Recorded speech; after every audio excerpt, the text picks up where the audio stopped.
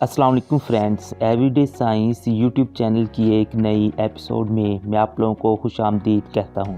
दोस्तों, हम सब जानते हैं कि प्याज हमारी सेहत के लिए बहुत मुफीद हैं।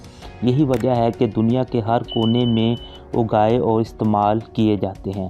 प्याज बहुत से न्यूट्रिएंट्स का ज़रिया हैं। फॉर एग्ज़ाम्पल, हम इन्हें विटामिन्स और मिनरल्स हासिल करने के लिए इस्तेमाल करते हैं।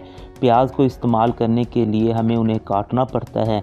जब हम प्याज काटते हैं तो हमारी आंखों से आंसू बहना शुरू हो जाते हैं। आज की इस वीडियो में हम जानेंगे कि why do onions make you cry. इस सवाल का जवाब जानने से पहले अगर आप हमारे चैनल पर नए हैं तो इसे सब्सक्राइब कर लें ताकि आपको ऐसी वीडियोस की अपडेट्स मिलती रहें। प्याज का ज़्यादातर हिस्सा पानी पर मुश्तमिल होता है। इसमें विटामिन्स और शुगर के भी कंपाउंड्स होते हैं।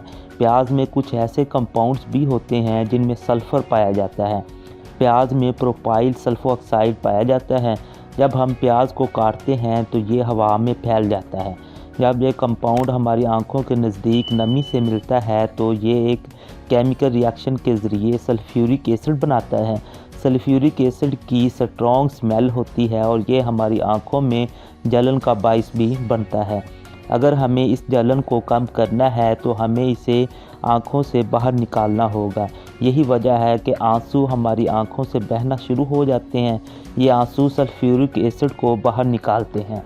अगर आप इस जलन से बचना चाहते हैं तो आपको प्याज काटने से पहले तकरीबन उन्हें 30 मिनट के लिए ठंडा करना चाहिए। जब आप इन ठंडे प्याज़ों को काटेंगे तो वो आपकी आंखों में जलन नहीं करेंगे। इसकी वजह यह है कि सल्फ़र के कंपाउंड्स ठंडी हालत में हवा में नहीं फैलते हैं। Thanks for watching. वीडियो अच्छी लगे तो इसे लाइक और शेयर करना ना भूलें और हमारा चैनल लाजमी सब्सक्राइब कर लें ताकि आपको ऐसी वीडियोज़ की अपडेट्स मिलती रहें।